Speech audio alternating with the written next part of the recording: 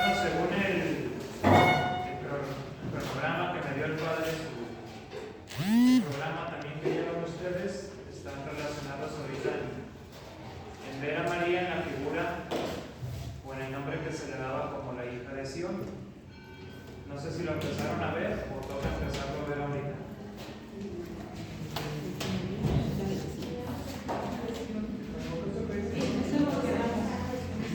Que a mí me marcó ahí de hija de Sión en adelante, ¿verdad? Bueno, la figura de María dentro de todo lo que es la Sagrada Escritura, y más en el Antiguo Testamento, siempre fue una figura algo oculta, ¿verdad? No se sabía o no se esperaba que el Mesías naciera de una virgen. Incluso si lo pensamos lógicamente, pues como que choca esa idea, ¿no? Incluso la idea del Mesías, pues ni siquiera era la concepción de que fuera el Hijo de Dios. El pueblo esperaba un Mesías que liberara al pueblo, que lo liberara de la esclavitud. Sin embargo, nuestro Mesías, o el Mesías verdadero, sí nos libra de la esclavitud, pero la esclavitud del pecado, no una esclavitud de leyes o de justicia como la que vivía el pueblo, sino una más completa. Entonces, vamos a suponerlo, la figura familiar del Mesías, pues no tenía mucha relevancia, ¿verdad? El pueblo esperaba al Mesías, no esperaba a la familia del Mesías, por así decirlo. Sí sabían que iban a ser de la casa de David, que pues es de Jerusalén, de Belén, pero hasta ahí no. Sabemos que ahí se cumple pues la profecía por parte de San José. San José sí pertenecía a esa dinastía o a esa familia. María pues no, María era de una familia diferente. No sabemos de qué casa o de qué clase pertenecía María. ¿Por qué? Porque las familias, como para nosotros, ¿no? El primer apellido siempre es el paterno. Del papá vamos heredando el primer apellido. Y nosotros también heredamos el primer apellido de nuestros hijos, ¿no? Tanto padre como madre. Así que pues la figura de María, las pocas profecías que había sobre ella, pues pasaban de noche. Y una de ellas es la hija de Sión. Yo les pregunto a ustedes, ¿habían escuchado que a María así se le nombra?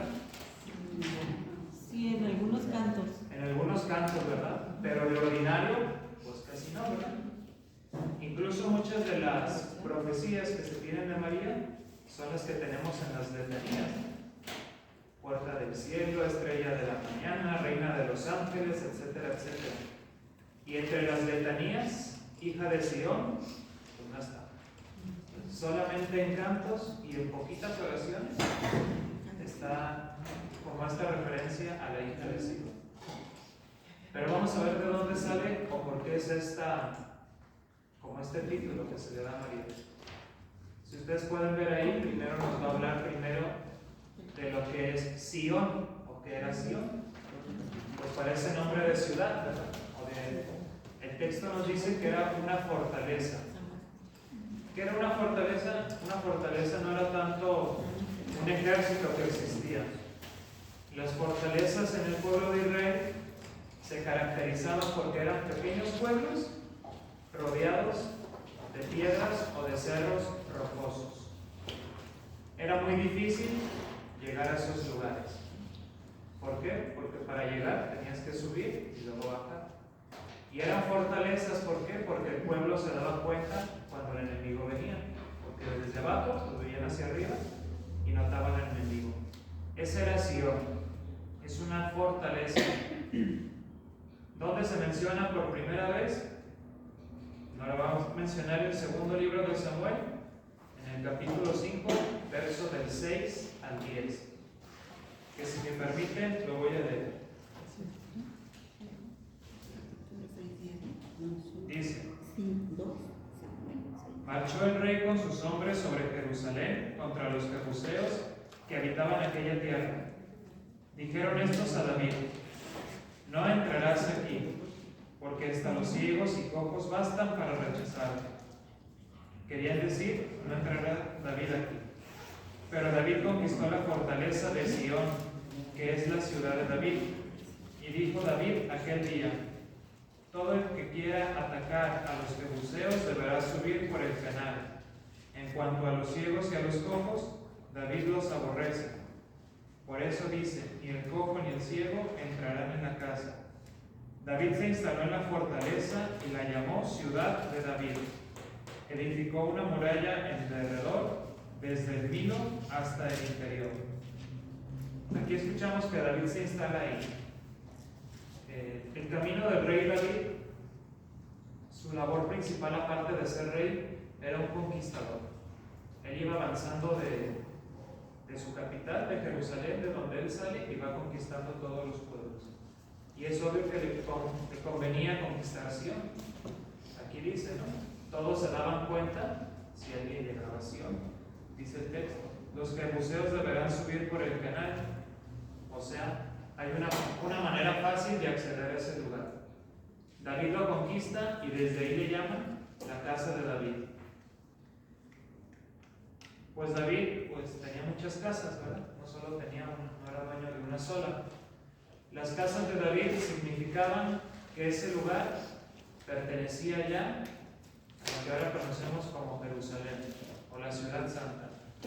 Lugar que pisaba David, lugar que quedaba hecho como la ciudad santa. Este lugar o esta fortaleza de Sion, pues pasaba de noche. Había muchas fortalezas, no era la única donde David se había instalado, donde sus ejércitos se plasmaban. Se empezó a hacer famosa Sion porque en ella se albergó en algún momento de la historia el Arca de la Alianza. ¿Sí recuerdan ustedes o tienen la noción de lo que fue el Arca de la Alianza? Sí. Es donde se guardaban las tablas de la ley. Las tablas de la ley. Se resguardaba, ¿qué más? Había tres cosas en el Arca de la Alianza. Las tablas de la ley es una. ¿Alguien sabe otra? ¿No? ¿El maná? Un pedazo de maná, un trozo de maná. Y había algo más. El bastón de Moisés, su cetro. Cuenta la leyenda que el Arca de la Alianza sigue perdida y que hay gente que todavía la sigue buscando. Pues sabrá Dios si la llegan a encontrar, ¿verdad? Era un arca de madera, no era de oro como nos la pintan en las imágenes. Era de madera, era una especie de, quiero pensar yo, una caja de zapatos algo grande, y tenía en las orillas, supongamos que la mesa tenía aquí dos palos, dos aquí y dos acá, para que se pudieran cargar, como cuando se cargan los santos en andas, ¿no? Algo así me imagino, en vez de la imagen de María, una especie de caja arriba. Y tenía grabados dos ángeles que resguardaban lo que era lo más sagrado que tenía el pueblo de Israel. Las tablas de la ley pues no eran las originales, porque las originales Moisés las rompió cuando se enojó al ver a su pueblo. Su bastón, que dicen que sí era el original, y un trozo de maná con el que el pueblo se alimentó en el destierro de Israel. En Sion se resguardó esta arca. ¿Por qué? Los guerrilleros de ese entonces no usaban banderas, como a veces nosotros vemos las películas, ¿no? Que va el ejército con su bandera y el abanderado es el primero que le toca el primer balazo, más por adelante. Cada pueblo tenía algo significativo de ellos, ¿no? Llevaban algo que los representaba. Y el pueblo de Israel llevaba el Arca de la Alianza. Era lo primero que iba hasta enfrente. Si el pueblo estaba en guerra, como sí sabemos, el abanderado es el primero en correr, ¿no? Cuando suelta la guerra, el abanderado se refugia. Igual era el Arca de la Alianza. Mientras David era un guerrillero que llevaba a su pueblo a la guerra, el Arca de la Alianza era resguardada en Sion. Y si ustedes recuerdan, Arca de la Alianza sí es una letanía del Santo Rosario. ¿Por qué? En el Arca de la Alianza se resguarda lo más sagrado. Las nuevas arcas de la Alianza, ¿qué son? Los sagrarios que tenemos en los templos. ¿Sí los han visto? Sí. Ya son dorados, no se mueven, y ahí se resguarda pues el Santísimo Sacramento de la Eucaristía. María también es un arca de la Alianza. Y es más que eso. María va a ser la hija de Sión. O sea, dentro de ella va a portar lo más sagrado que existe, que va a ser Dios mismo. Entonces, ¿por qué le vamos a decir hija de Sión en vez de madre de Sión o de hermana de Sión, como le podamos decir? Tiene un significado decirle hija de Sión. Después de que David saca el arca de la alianza de Sión, sucede que pues Sión empieza a perder su fama y en vez de ser una fortaleza, empieza a ser un lugar para los bandidos, una especie de cárcel para los traicioneros del pueblo. Entonces, Sión, de ser lo más sagrado, empieza a ser como lo más bajo, lo menos que existe. En el libro de Miqueas, en el capítulo 1 y verso 13, por primera vez se va a dar este título, lo que son las hijas de Sión. Había muchas hijas, ahorita vamos a ver a qué refiere eso. Lo voy a leer para ver qué nos dice el libro de Miqueas. Dice: enganchad los caballos al carro, habitantes de Laquis. Allí comenzó el pecado de la hija de Sión. En ti aparecieron los delitos de Israel. Ahora parece que Sión está manchada, ¿no? Está caída y está en pecado. ¿Por qué? En Sión, si se resguardaba esta gente que no era como adepta al pueblo o seguidora de los demás, había un choque entonces. En Sión se resguardó gran parte del pueblo, que eran algunas tribus de la región del sur de Israel, y llegaban ahí, tomaban lo que necesitaban y se iban a otro lugar. Si era una fortaleza, entonces tenían todo lo necesario para alimentar a todo su ejército. Entonces Sión en algún momento fue saqueada, no en solo un instante, sino como en un lapso largo. Sión fue saqueada. Entonces las hijas de Sión, vamos a decirlo, son como estos ladrones que robaron algo para subsistir. Tal vez no por una mala intención, sino por la necesidad que tenían. Y pues ahora sí, cada quien habla como le va en la feria, ¿verdad? Los pobres lo veían bien, los que estaban acomodados lo veían mal.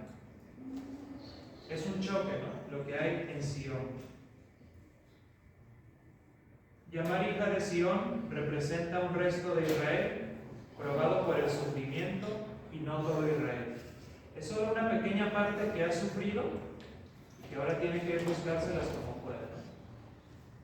Y pues podemos pensar que exigieron sus derechos, ¿no? Tal vez fueron guerreros, tal vez vivían ahí, necesitaban algo de Sión para poder subsistir y salir de ahí. Pues no a todos les gusta esta idea y no para todos fue bien visto. Entonces, hija de Sión va a representar esto, un pequeño resto de Israel. Pero en María Santísima va a tener otro significado. María Santísima también es un pequeño pueblo de Israel, una pequeñísima parte. Vamos a hacer un ejercicio de memoria y de imaginación todos, ¿saben? Si recuerdan ustedes el texto, aunque no punto y coma, pero cuando el arcángel Gabriel se le aparece a María Santísima, ¿todo lo tenemos presente más o menos? ¿O si nos acordamos de lo que pasó? ¿Más o menos? Sí, ¿verdad? Sí. Antes de que el ángel se le aparezca, en el Evangelio se nos da como una pequeña introducción de quién era María. ¿Ustedes recuerdan qué nos dicen de María los Evangelios? Una virgen. Una virgen Una virgen desposada. En un hombre, pero que no tenía. ¿Sí saben lo que era el estar desposado anteriormente? Comprometido. Comprometido, ¿no? O sea, San José ya había pedido la mano, le faltaba todo el cuerpo, ¿verdad? Ya estaban en preparación para la boda. Y como antiguamente, ¿no? O sea, te dieron la mano y te casabas hasta el fin de la fecha, no te podías ir. Era ese lapso, ¿no? María ya conocía a José, ciertamente. Ya tenía, vamos a decirlo, pues una relación con él, cierto noviazgo, romance, ya lo tenía con José.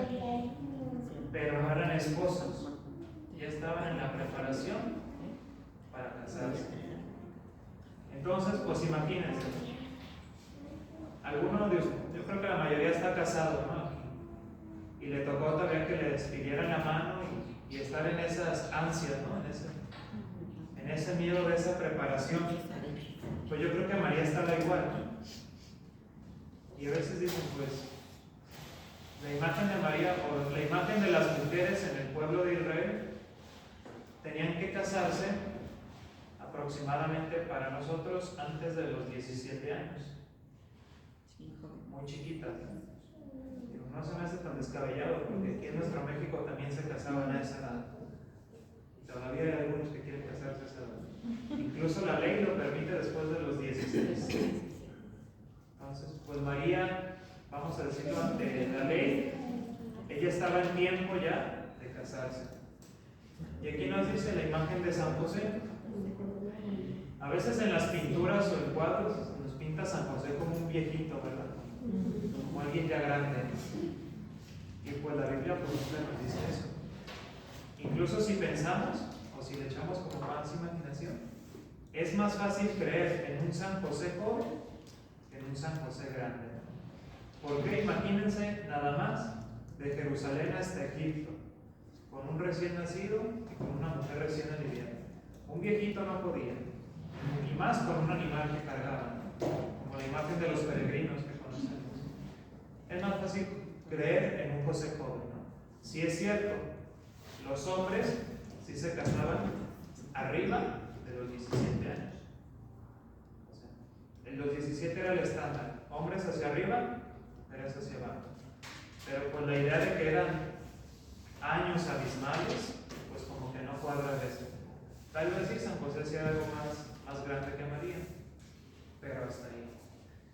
Aunque José pertenecía a la estirpe de David, a la familia real, por así decirlo, privilegio alguno no tenía. Incluso ¿a qué se dedicaba San José? Carpintero. Ni siquiera al palacio le llegó. ¿Por qué? ¿La siguiente clase también toca aquí con ustedes o no? No, es en el otro, no, es en el otro grupo. Tercero. Es que iba a unir algo que vamos a ver la siguiente.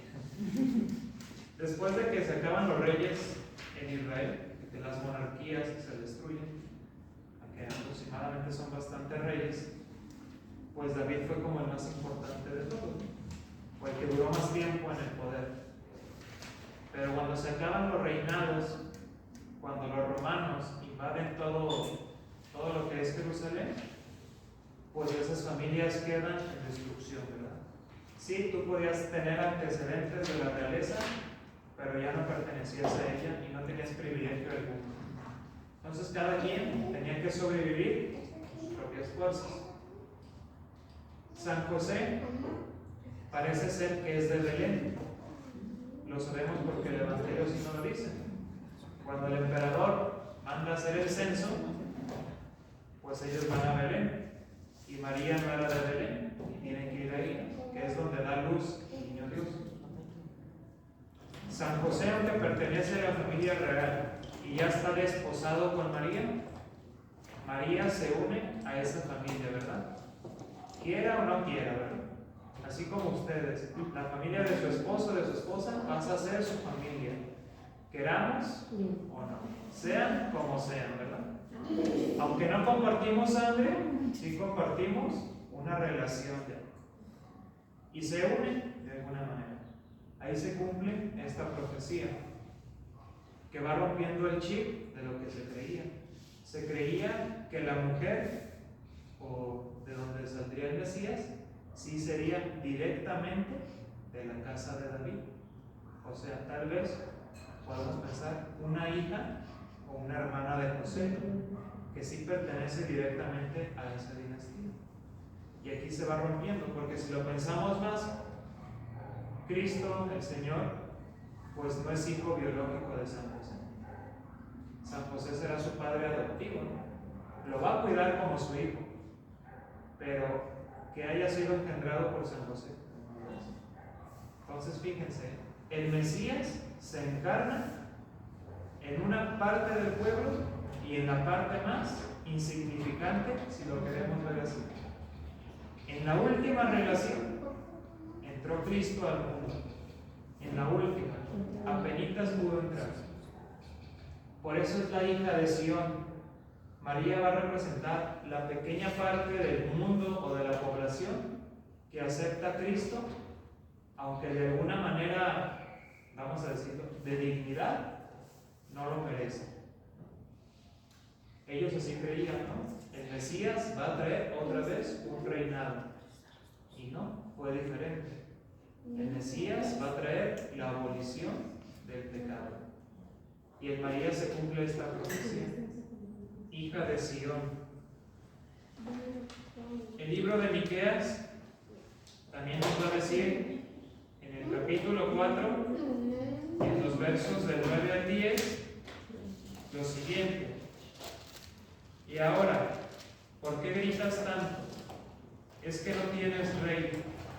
¿O ha perecido tu consejero? ¿Que tienes convulsiones como parturienta? Retuércete y grita, hija de Sión, como dando a luz, porque ahora vas a salir de la ciudad y habitarás en el campo. Irás a Babilonia y allí serás liberada.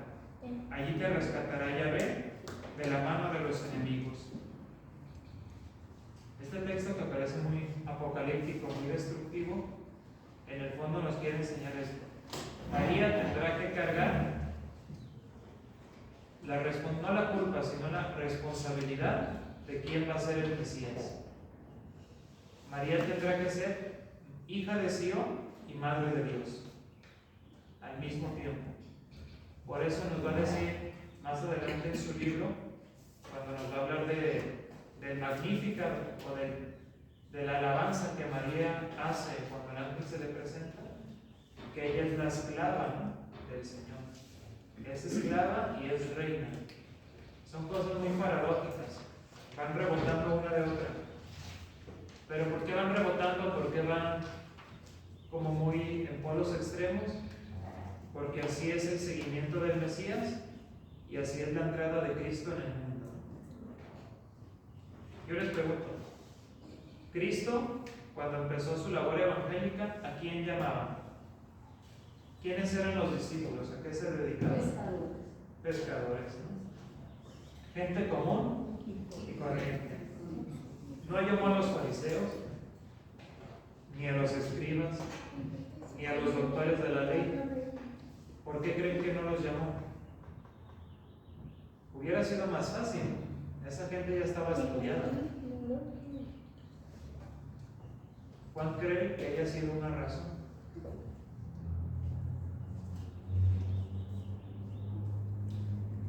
¿Por qué empezar desde cero, no? Otra vez. De algún modo, ¿no? ¿Cómo predicaba Jesús? ¿Cómo nos enseñó Él? ¿Cómo está escrito en el Evangelio sus enseñanzas? ¿Qué son? Parábolas. De alguna manera, como cuentos para los niños, ¿no? ¿Por qué nos enseñaba así? Para que si entendiera, se bajaba su nivel. ¿Verdad? ¿Y verdad que son bien fáciles de entender las parábolas? ¿Verdad que sí? Que no se necesita mucho estudio para aprenderlo. Hasta en el catecismo nos las enseñaban con canto, ¿no? Si tuvieras fe, Como un gran río de mostaza, y las montañas se van a mover, y los hermanos se van a mover. Y bien bonito todo. ¿Por qué Cristo hace su mensaje así, de alguna manera, no humillante, sino como abajado?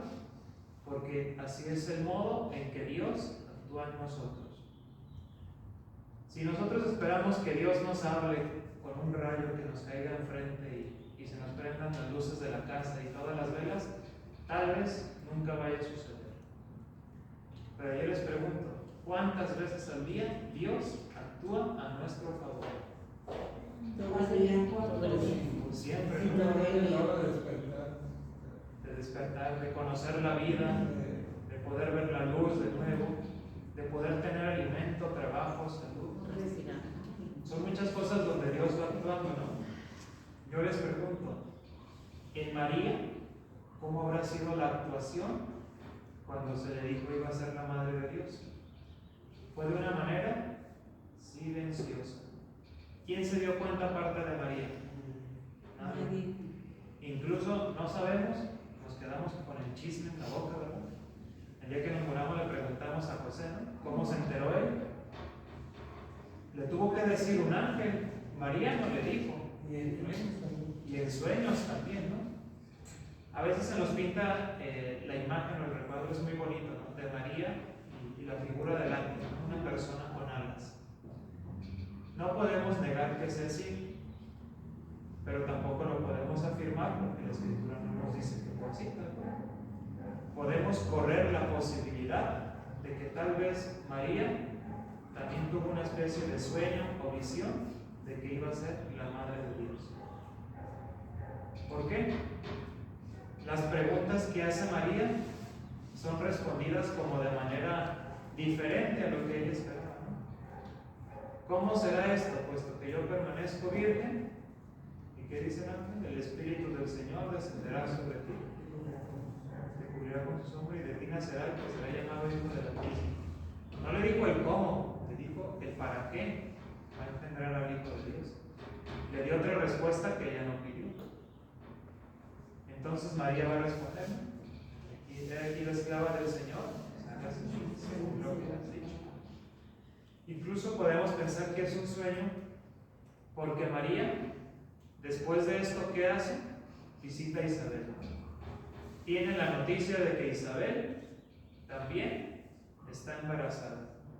Una mujer de edad grande, que físicamente era imposible que quedara embarazada, está embarazada ahora y está esperando un hijo, ¿no? ¿Y por qué podemos pensar que es un sueño?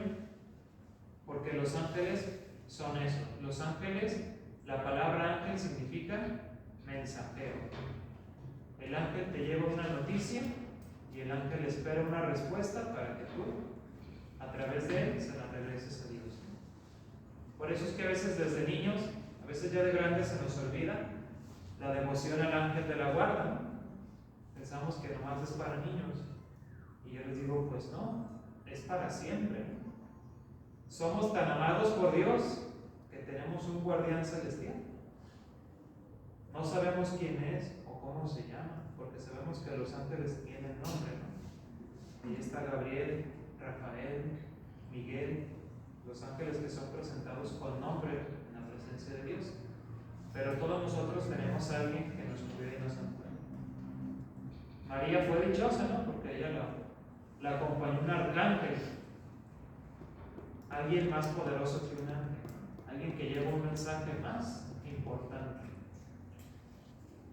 Después de que María recibe esta noticia, en todos los evangelios, pues María no va a ser mencionada muchísimas veces, ¿verdad? Incluso no se le da el nombre de hija de Sion en la Biblia. Aparecerá después en la tradición cristiana darle como este calificativo a ella, ¿no? Así, María es hija de Sion. ¿Por qué? Por la razón que ya les dije y lo voy a volver a repetir para que nos quede claro. María es la parte más pequeña del pueblo donde Dios actúa las mejores obras. Tal vez sí, ya había ciudades más importantes que Sion en ese tiempo, pues simplemente Jerusalén, ya era la capital, hasta el templo estaba en Jerusalén, pero ya no era el lugar importante para Dios. Incluso ni siquiera sabemos territorialmente pues de dónde era María. Solo sabemos que se apareció en una pequeña aldea de Nazaret. Ahí es donde María empieza su partida y empieza su recorrido.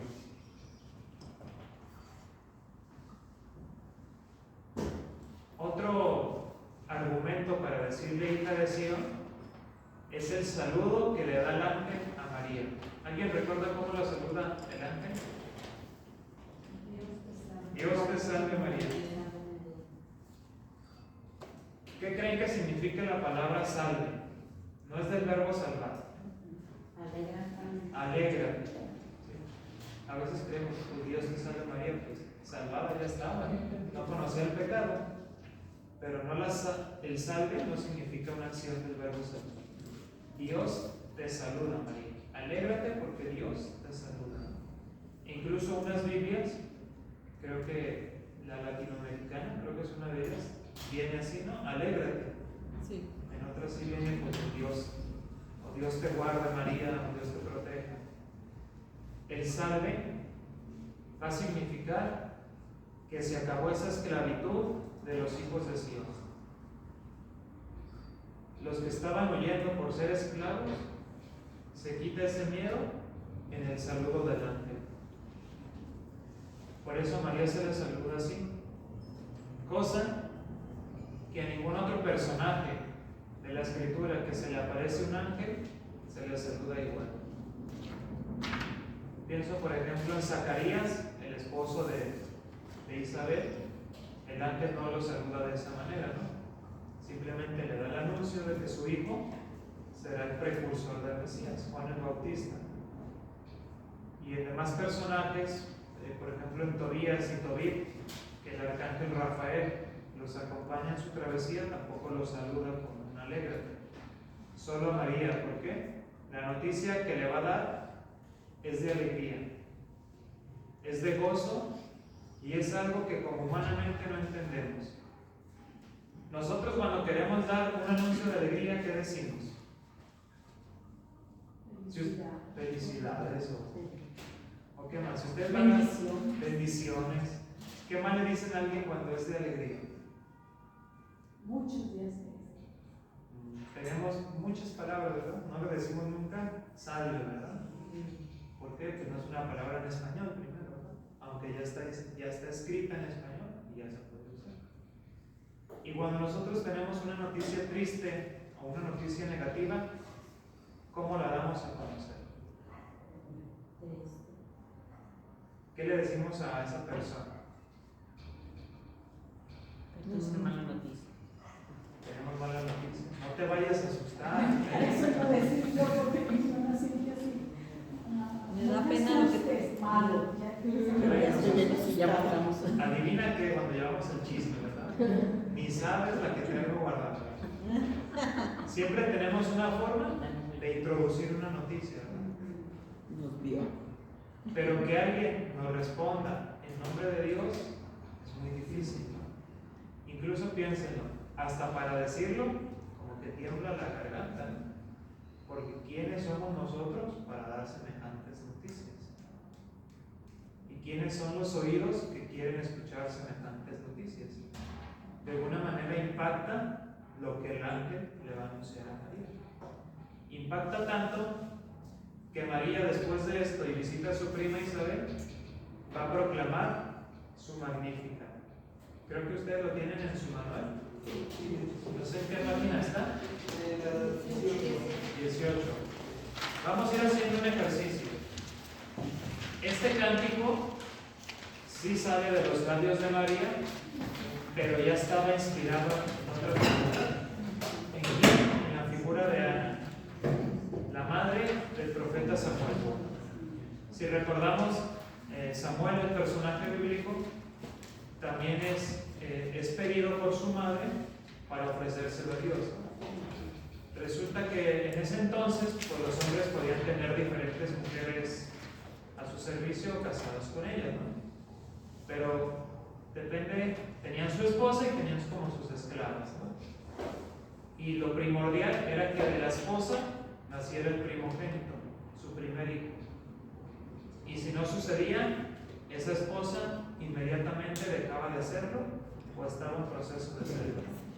¿Por qué? No cumplía las necesidades del hombre. Era una manera muy arcaica de ver las cosas, o muy retrógrada, ¿no? Que ahorita pues como que no nos cuadra esa idea. Sin embargo, Ana ya estaba en esa desesperación. La esclava que pertenecía al esposo de Ana ya había tenido un hijo. Y Ana, que era la esposa legítima, no lo tenía. En una oración que hace al Señor, que se parece a Magnífica, que ahorita vamos a leer, Dios le concede este milagro de quedar embarazada. Y ella dice: mi hijo yo te lo voy a ofrecer a ti. Y ya sabemos, así es el llamado de Samuel, ¿no? En medio del templo y con el sacerdote que estaba junto a él. Voy a leer el cántico de Ana y ustedes van leyendo el Magnificat, ¿sale? El Magnificat son 9 versículos, está en Lucas. Si viene la cita bíblica en su mano, no recuerdo.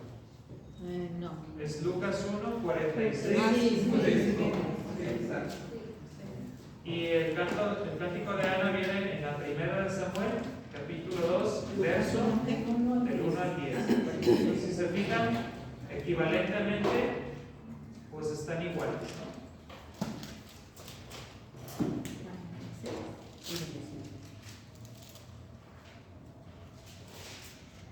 Voy a ir leyendo verso por verso y vamos a ir viendo en qué se parecen, ¿sale? Yo leo el cántico de Ana y ustedes van leyendo el cántico de María. Dice: entonces Ana dijo esta oración: mi corazón se exulta en Dios, mi fuerza se apoya en mi Salvador. Mi boca se burla de mis enemigos, porque he gozado de tu socorro. ¿Se va pareciendo o no? Más o menos. Más o menos, sí. Las traducciones pues ya van a variar mucho. Dice: no hay santo como el Señor, porque nadie hay fuera de ti. No hay roca como nuestro Dios. No multipliquen palabras altaneras. No salga de su boca la arrogancia. Dios de sabiduría es Yahvé. Él juzga las acciones. El arco de los fuertes se ha quebrado. Los que tambaleaban se ciñen a la fuerza. Los hartos se contratan por el pan. Los hambrientos dejan su trabajo. La mujer estéril da luz 7 hijos, mientras la madre de muchos se marchita. Yahvé da la muerte y la vida. Hace bajar al abismo y nos levanta. Da la pobreza y la riqueza, humilla y enaltece. Levanta del polvo al humilde, alza de la basura al pobre, para sentarlo junto a los nobles, y darle en heredad el trono de la gloria, pues del Señor son los pilares de la tierra, y sobre ellos afianzó el universo. Guarda los pasos de sus fieles, y los malos perecen en las tinieblas, pues no por la fuerza triunfa el hombre. Dios, quebrantador de sus rivales, el Altísimo truena desde el cielo. Yahvé juzga los confines de la tierra. Él da la fuerza a su rey, exalta el poder de su ungido. ¿Se fijan con el Magnificat? Tiene otras palabras y otra significación, pero al final de cuentas siempre resalta la figura de Dios. ¿Quién me ayuda a leer el Magnificat que tienen en sus manuales? Más uno. Proclama mi alma la grandeza del Señor. Se alegra mi espíritu en Dios mi Salvador, porque ha mirado la humillación de su esclavo. Desde ahora me felicitarán todas las generaciones, porque el poderoso ha hecho obras grandes en mí. Su nombre es santo y su misericordia llega a sus fieles de generación en generación. Él hace proezas con su brazo, dispersa a los soberbios de corazón, derriba del trono a los poderosos y enaltece a los humildes. A los hambrientos los colma de bienes y a los ricos los despide vacíos. Auxilia a Israel su siervo, acordándose de su misericordia, como lo había prometido a nuestros padres, en favor de Abraham y su descendencia para siempre. Esta oración, pues la iglesia la reza, ¿no? Así tal cual está escrita. Incluso yo le recomiendo que ha sido una oración que ha dado testimonio, que da la paz en momentos que no sabemos qué hacer. Si recordamos, María lo dice después de que Isabel le da el saludo. ¿Quién soy yo para que la madre de mi Señor venga a verme? ¿Cómo sabía Isabel que María era la madre del Señor si María no le había dicho nada? De alguna manera, lo divino siempre reclama lo divino. Isabel también estaba embarazada por obra de un milagro. De alguna manera ella sentía lo que su hijo le transmitía, ¿no? Yo creo que algunos de aquí, ustedes pues son padres, ¿no? O madres, y reconocen en sus hijos cuando tienen algo, ¿no? Aunque ya no estén en su vientre, saben que algo tienen. Y el instinto maternal dice eso. Nuestra sangre reclama nuestra sangre también. Incluso a veces nosotros como hijos nos podemos dar cuenta de lo que sufren los padres, ¿no? O lo que tienen ellos sin que ellos tengan la necesidad de decirlo, ¿no? ¿Por qué? De alguna manera algo dentro de nosotros nos une, ¿no? Ese espíritu de ser familia. Y en María y en Isabel se cumple esto, ¿no? Con esto vamos a ir aterrizando. Sí, María era la hija de Sión, y podemos pensar, ¿quién era entonces Isabel?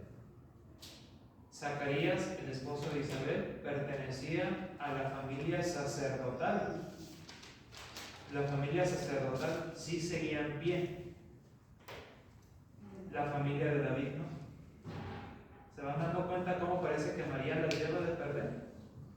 Isabel ya era una mujer vivida, ya era una mujer experimentada, era la esposa del sacerdote, conocía a todos y todos la conocían. María era una jovencita que pasaba inadvertida para todo el pueblo. Tal vez era una más de las que se iba a casar.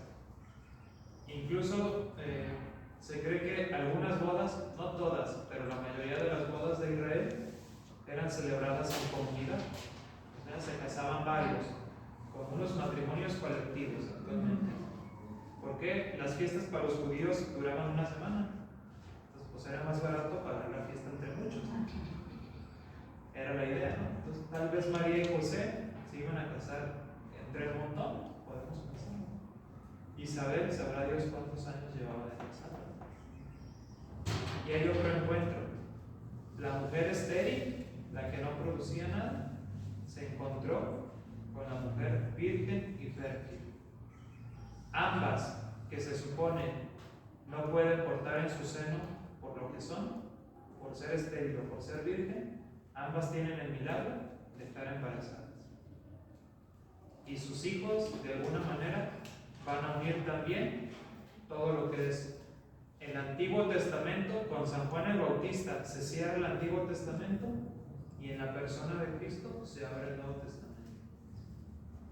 El Antiguo Testamento lo representa Isabel, el Nuevo Testamento lo va a representar María.